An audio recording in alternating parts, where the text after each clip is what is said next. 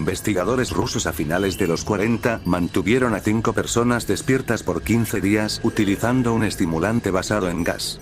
Los tuvieron encerrados en un ambiente sellado para monitorear cuidadosamente el uso de oxígeno, de manera que el gas no los matase, debido a las altas concentraciones de gas. Esto fue antes de que existiera el circuito cerrado, por lo que tuvieron que usar micrófonos y ventanas con grosor de 5 pulgadas para observar a los sujetos. El cuarto estaba lleno de libros, cobijas para dormir, pero ninguna cama, agua corriente, baño y la suficiente cantidad de comida para que los 5 sobrevivieran por un mes.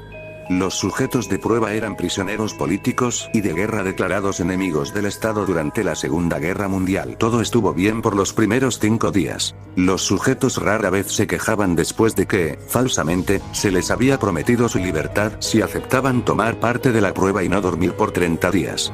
Sus conversaciones y actividades fueron monitoreadas y los científicos notaron que conforme pasaba el tiempo, ellos hablaban sobre incidentes traumáticos de su pasado.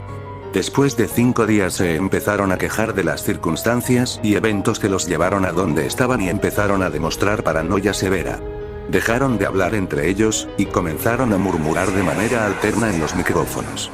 De manera extraña, todos parecían creer que podían ganar la confianza de sus captores y traicionaban a sus camaradas. En un principio se creyó que esto era un efecto del gas. Después de 9 días, el primero de ellos empezó a gritar. Corría por todo el cuarto gritando repetidamente por 3 horas seguidas. Después, trató de continuar gritando, pero solo podía dar un grito ocasional. Los científicos postularon que físicamente se había destrozado las cuerdas vocales. La parte más sorprendente de este comportamiento fue cómo sus compañeros reaccionaron a esto. O mejor dicho, como no reaccionaron, continuaban murmurando en los micrófonos hasta que el segundo de los prisioneros comenzó a gritar. 2 de los prisioneros que no gritaban, tomaron los libros y llenaron página tras página de sus propias heces, y de manera calmada, los pusieron sobre las ventanas del cuarto. Los gritos cesaron de repente. Al igual que los murmullos de los micrófonos. Pasaron otros 3 días. Los investigadores checaban los micrófonos constantemente para asegurarse de que trabajaban, porque creían que era imposible no escuchar sonidos con 5 personas dentro. El consumo de oxígeno indicaba que los 5 debían seguir vivos. De hecho, el consumo de oxígeno era el necesario para 5 personas que hacían ejercicio extenuante. En la mañana del 14º día, los investigadores hicieron algo que no debían hacer para llamar la atención de los prisioneros. Utilizaron el intercom dentro del cuarto, esperando provocar respuestas de los prisioneros, pues temían que estuviesen muertos, o en estado vegetal. Anunciaron: abriremos el cuarto para probar los micrófonos. Aléjense de las puertas y acuéstense con las manos atrás en el piso o se les disparará. Se le otorgará la libertad a uno de ustedes si obedecen. Para su sorpresa, escucharon solo una frase, con voz calmada: no queremos ser liberados. Hubo un gran debate entre los investigadores y fuerzas militares que financiaban el proyecto. Sin poder provocar más respuestas utilizando el intercom, finalmente se decidió abrir el cuarto a la medianoche del día número 15. Se limpió el gas del cuarto, y se llenó de aire fresco. Inmediatamente, voces de los micrófonos empezaron a objetar. 3 voces diferentes rogaban por la vida de sus seres queridos, que encendieran el gas nuevamente. Se abrió el cuarto para sacar a los prisioneros. Gritaron más fuerte que nunca, al igual que los soldados, cuando vieron lo que había dentro. 4 de los sujetos seguían vivos. Las raciones de los pasados 5 días no habían sido tocadas. Habían pedazos de carne de las costillas y pantorrillas del sujeto muerto colocados dentro del drenaje del centro del cuarto, bloqueándolo, permitiendo que 4 pulgadas de agua se acumulara en el piso. Los 4 sobrevivientes también tenían pedazos de piel y carne arrancada de sus cuerpos. La destrucción de tejidos y la exposición de huesos en la punta de sus dedos indicaba que las heridas fueron infligidas por las manos, y no con los dientes, como era de suponerse. Al examinarlos, se descubrió que la mayoría de las heridas fueron autoinfligidas en su mayoría. La piel y los órganos de detrás de las costillas fueron removidos, mientras que el corazón, los pulmones y el diafragma seguían en su lugar. El tracto digestivo de los 4 sujetos podía verse trabajar, digiriendo comida. Rápidamente se hizo aparente estaban digiriendo su propia carne, y que ellos la arrancaron y se la comieron en el transcurso de los días. La mayoría de los soldados eran fuerzas especiales rusas en las instalaciones, pero aún así, muchos se negaron a regresar al cuarto para sacar a los prisioneros. Estos sin embargo, insistían a gritos que los dejaran dentro y de manera alterna rogaron y demandaron que se encendiera el gas nuevamente, para evitar quedarse dormidos. Para sorpresa de todos, los sujetos pusieron una resistencia feroz durante la extracción. Un soldado ruso falleció cuando uno de los sujetos le mordió el cuello, otro fue gravemente herido cuando otro de los prisioneros le mordió la arteria femoral y los testículos.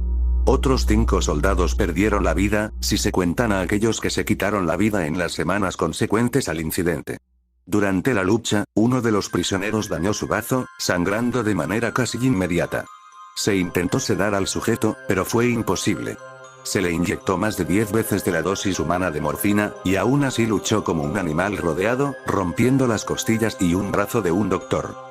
Se veía latir su corazón al máximo por 2 minutos completos, mientras se desangraba, y continuó gritando por más de 3 minutos, atacando a quien se le acercara, repitiendo la palabra más una y otra vez, cada vez más débil, hasta que cayó en silencio.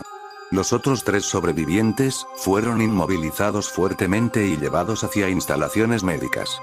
2 de ellos, con cuerdas vocales intactas, demandaban continuamente más gas para permanecer despiertos.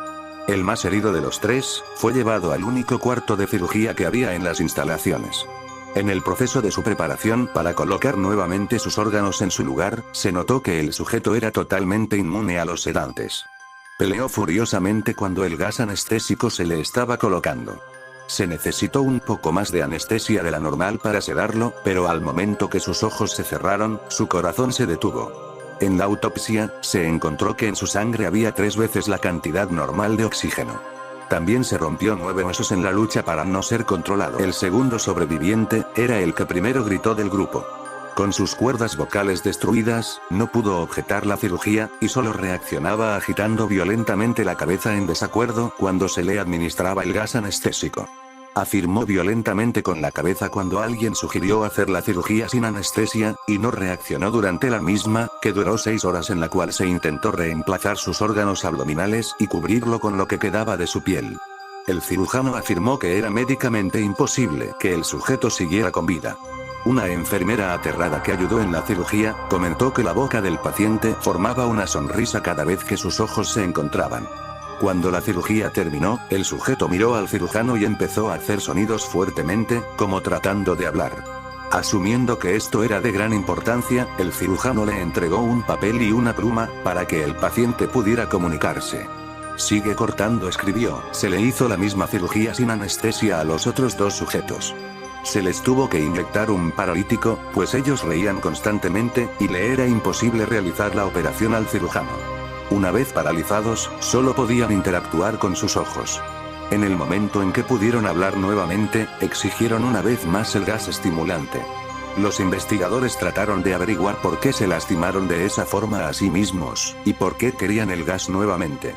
La única respuesta fue permanecer despierto. Se reforzó a los 3 sujetos y los devolvieron al cuarto, para espera de su destino. Los investigadores, enfrentando la furia de sus benefactores militares por haber fallado las metas del proyecto, consideraron dar eutanasia a los prisioneros. El comandante, un ex KGB, vio potencial en el proyecto, y en su lugar decidió ver qué pasaría si ponían el gas nuevamente. Los científicos se negaron rotundamente, pero al final, tuvieron que aceptar. En preparación para ser sellados nuevamente en el cuarto, los prisioneros fueron conectados a un monitor EEG. Para sorpresa de todos, los 3 dejaron de pelear en el momento que se dieron cuenta que los regresarían al gas. En este momento, era obvio que los 3 estaban haciendo un gran esfuerzo por mantenerse despiertos. Uno de los prisioneros estaba murmurando una canción. El sujeto mudo peleaba con sus ataduras de piel, como si tratara de enfocarse en algo.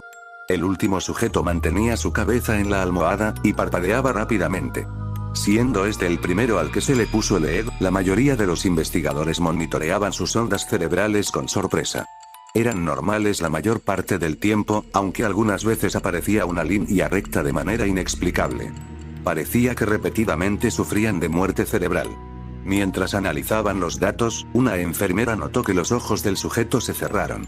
Sus ondas cerebrales cambiaron inmediatamente por las de sueño profundo, luego se pusieron rectas, y de manera simultánea, su corazón se detuvo. El único sujeto que quedaba que podía hablar comenzó a gritar para que lo encerraran en ese momento. Sus ondas cerebrales mostraba las líneas rectas del sujeto que acababa de morir por quedarse dormido. El comandante dio la orden de sellar el cuarto con los 2 prisioneros dentro, junto con 3 de los científicos. Uno de los 3, inmediatamente tomó un arma y abrió fuego contra el comandante, matándolo de un tiro entre los ojos. Después apuntó al prisionero mudo, y le voló el cerebro. Apuntó al prisionero que quedaba vivo, mientras que los demás investigadores escaparon del cuarto. No me encerrarán con estas cosas. No contigo. Le gritaba al prisionero que estaba atado al camastro. ¿Qué eres? Demandó. Necesito saber. El prisionero sonrió. ¿Tan fácil te has olvidado de mí? El prisionero preguntó. Somos ustedes. Somos la locura que está encerrada en todos ustedes, rogando por libertad en cada momento de tu vida, desde lo más profundo de tu mente animal. Somos aquello de lo que te escondes en tu cama todas las noches, somos lo que duermes y silencias y paralizas cuando te vas a tu cielo nocturno, donde no te podemos alcanzar. El investigador hizo una pausa. Apuntó al corazón del prisionero y disparó. El EEG mostró una línea recta mientras el sujeto débilmente murmuró, casi, tan libre,